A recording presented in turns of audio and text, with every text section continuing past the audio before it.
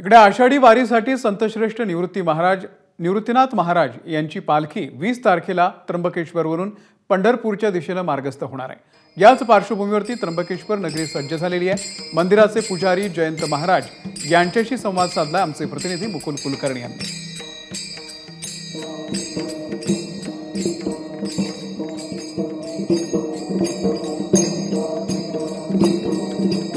अवघ्या महाराष्ट्राला विठुरायाच्या दर्शनाची आस लागलेली आहे। 17 जुलैला आषाढी एकादशी आहे आणि त्यानिमित्त राज्याच्या वेगवेगळ्या कानाकोपऱ्यातून पालख्या ह्या पंढरीच्या दिशेने रवाना झालेल्या आहेत। संतश्रेष्ठ निवृत्तीनाथ महाराज यांची पालखी 20 तारखेला नाशिकच्या त्र्यंबकेश्वरहून पंढरीच्या दिशेने रवाना होणार आहेत। आपल्याबरोबर जयंत महाराज आहेत।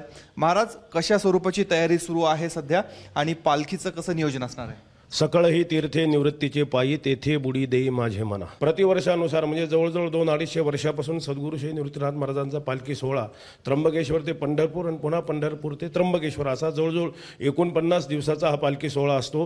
निवृत्तीनाथांच्या पालखीबरोबर साधारण 1,00,000-1.25 लाख लोक वारकरी यामध्ये सहभागी होत असतात। तयारी चालू आहे त्र्यंबक नगरीमध्ये। मुख्य म्हणजे आता रथाच्या दुरुस्तीचं काम चालू आहे। आपण त्याला बघितलं असाल की लॅकर पॉलिश त्याला केलेलं आहे आणि जे व्हील ग्रीसिंग आणि ब्रेकचं जे आहे ते काम केलेलं आहे आणि रथाला जाणारे मानाचे 2 जोडी आहेत त्या पण आपण निवडलेले आहेत।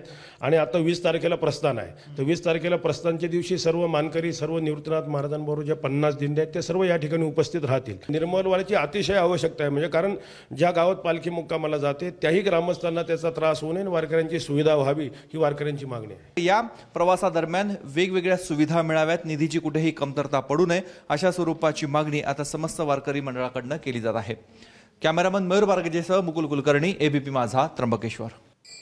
तर आषाढी वारीसाठी संतश्रेष्ठ निवृत्तीनाथ महाराजांची पालखी आता 20 तारखेला त्र्यंबकेश्वरहून पंढरपूरच्या दिशेने मार्गस्थ होणार आहे। एबीपी माझा, उघडा डोळे बघा नीट।